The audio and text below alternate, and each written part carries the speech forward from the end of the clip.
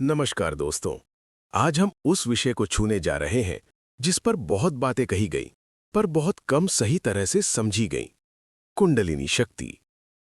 अक्सर इसे एक रहस्यमयी सर्पिणी शक्ति कहा जाता है। कोई इसे चमत्कारों से जोड़ता है तो कोई भय से।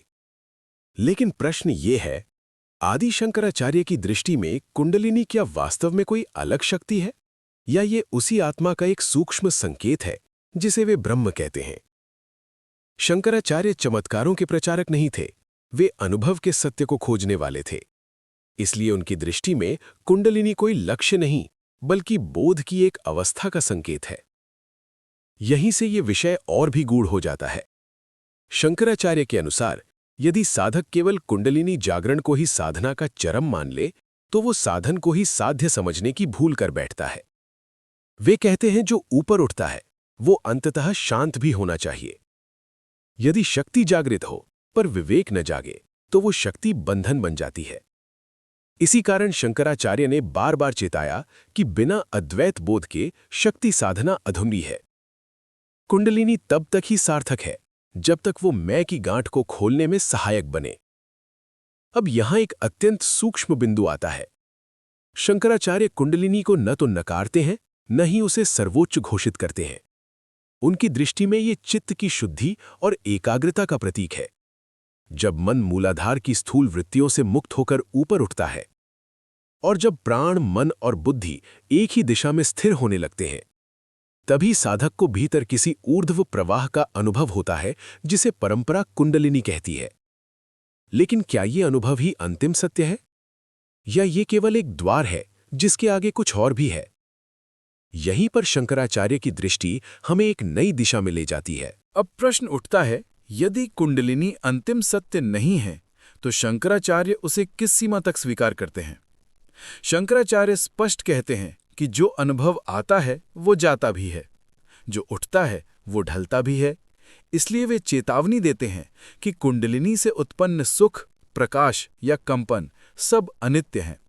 यदि साधक इन्हें मैंने पा लिया मान ले तो वहीं उसकी यात्रा रुक जाती है। अद्वैत की दृष्टि में सत्य वो है जो न आए न जाए, और कुंडलिनी के सभी अनुभव, चाहे वे कितने ही दिव्य क्यों न लगें, इस कसौटी पर खरे नहीं उतरते। यही शंकराचार्य एक गहरा सूत्र देते हैं। शक्ति का आरोहण नहीं, दृष्टा का विलय आवश्यक है। अर्थात प्रश्न ये नहीं कि ऊर्जा कितनी ऊपर उठी, प्रश्न ये है कि उठने वाले को देखने वाला कौन है। जब साधक इस प्रश्न पर ठहर जाता है तब कुंडलिनी साधना धीरे धीरे आत्मविचार में रूपांतरित होने लगती है। शंकराचार्य की दृष्टि में सहस्रार कोई स्थान नहीं, वो अहंकार का अंतिम विसर्जन है। जब मैं साधक हूं, मैंने शक्ति जगाई है, ये सब भाव भी गलने लगते हैं, तब न ऊपर कुछ रहता है न नीचे, न शक्ति न साधक, केवल बोध शेष रहता है। लेकिन यहाँ एक और सूक्ष्म खतरा छिपा है। बहुत से साधक इसी अवस्था को शब्दों में पकड़ने की कोशिश करते हैं और वहीं फिर से मन एक नया केंद्र बना लेता है। शंकराचार्य इसीलिए मौन को सर्वोच्च मानते हैं, क्योंकि जहां कुंडलिनी का शोर समाप्त होता है वहीं ब्रह्म का मौन प्रकट होता है।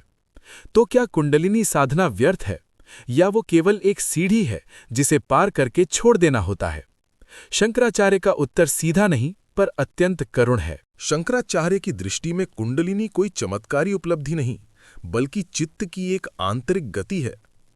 अब अगला प्रश्न और भी गहरा हो जाता है। यदि कुंडलिनी केवल एक सीढ़ी है तो उस सीढ़ी से आगे क्या है? शंकराचार्य यहां एक अत्यंत सूक्ष्म भेद करते हैं। वे कहते हैं साधना तब तक आवश्यक है जब तक साधक को लगता है कि वो साधक है। जैसे ही मैं साधना कर रहा हूं ये भाव ढीला पड़ता है, वैसे ही साधना का स्वरूप बदलने लगता है। यही कुंडलिनी साधना का रूपांतरण होता है, ऊर्जा के नियंत्रण से दृष्टि के शुद्धिकरण की ओर। उनकी दृष्टि में मूल समस्या ऊर्जा का सोना नहीं बल्कि अविद्या का जागना है। अविद्या यानी ये मान लेना कि मैं ये शरीर हूं, मैं ये मन हूं, मैं अनुभवों का कर्ता और भोगता हूं। जब तक ये भ्रांति जीवित है तब तक चाहे कितनी ही कुंडलिनी जाग जाए, बंधन बना ही रहता है। इसलिए शंकराचार्य कहते हैं यदि कुंडलिनी उठे और साथ में मैं भी रुठ जाए तो वो मुक्ति नहीं, केवल सूक्ष्म अहंकार है। पर यदि कुंडलिनी उठे और मैं गल जाए तो वही प्रक्रिया बोध की ओर संकेत बन जाती है। अब ध्यान देने योग्य बात यह है, शंकराचार्य कुंडलिनी को दबाने या नकारने की बात नहीं करते। वे केवल इतना कहते हैं, जो घट रहा है उसे होने दो, पर उससे अपनी पहचान मत बनाओ। अनुभव को देखो, पकड़ो मत। शक्ति को महसूस करो, पर उसके स्वामी मत बनो। और जब ये देखने की क्षमता स्थिर हो जाती है, तब धीरे धीरे एक अद्भुत परिवर्तन घटता है। साधक भीतर देखता है कि ना तो कोई शक्ति ऊपर जा रही है, ना कोई चक्र खुल रहा है, ना कोई लक्ष्य बचा है। जो है वही है, जो सदा था वही शेष रह जाता है। लेकिन यहीं पर यात्रा समाप्त नहीं होती, क्योंकि इस बोध को जीवन में उतारना सबसे सूक्ष्म और सबसे कठिन चरण है। शंकराचार्य इस बिंदु पर क्या कहते हैं और कुंडलिनी बोध के बाद जीवन कैसा होता है? यही शंकराचार्य की दृष्टि सबसे अधिक व्यावहारिक और सबसे अधिक क्रांतिकारी बन जाती है।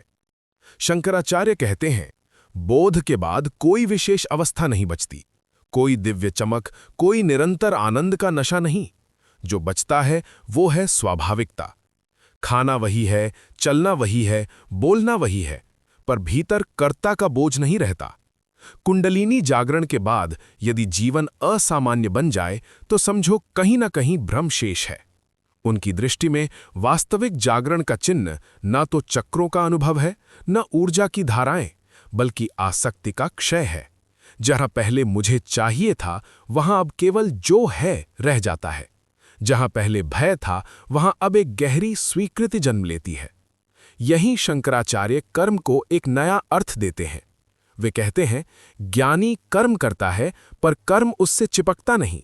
जैसे आकाश में बादल आते जाते हैं, पर आकाश गीला नहीं होता।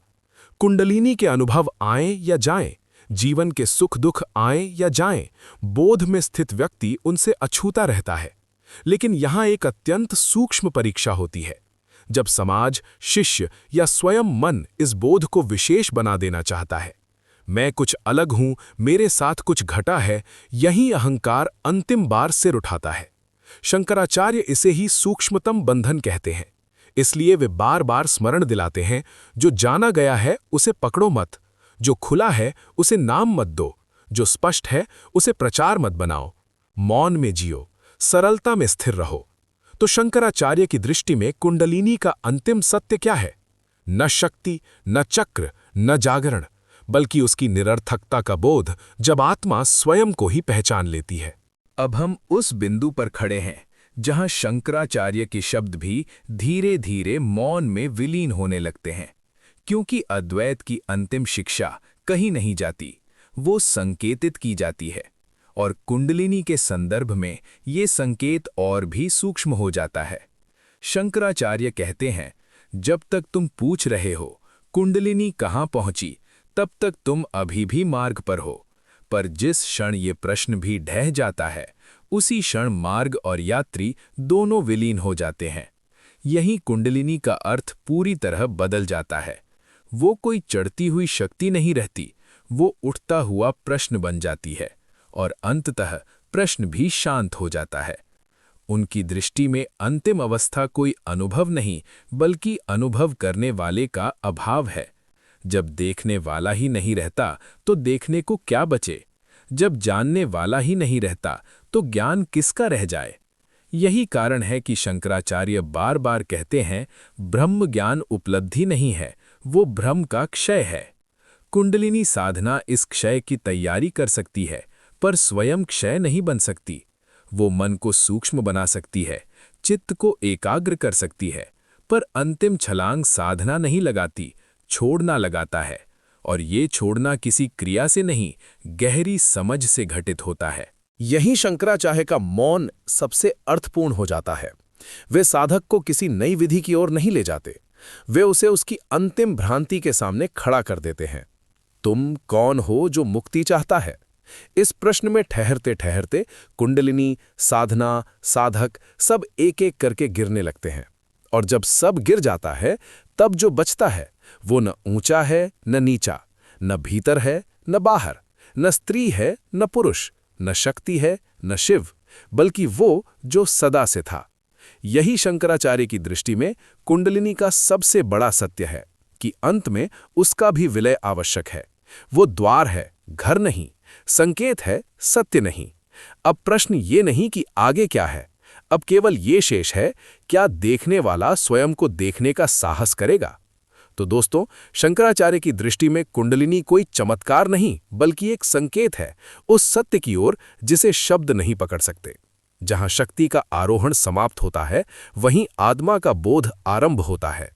और जब जानने वाला ही विलीन हो जाए, तब न कुंडलिनी शेष रहती है, न साधना, केवल वही रहता है जो सदा से है। धन्यवाद।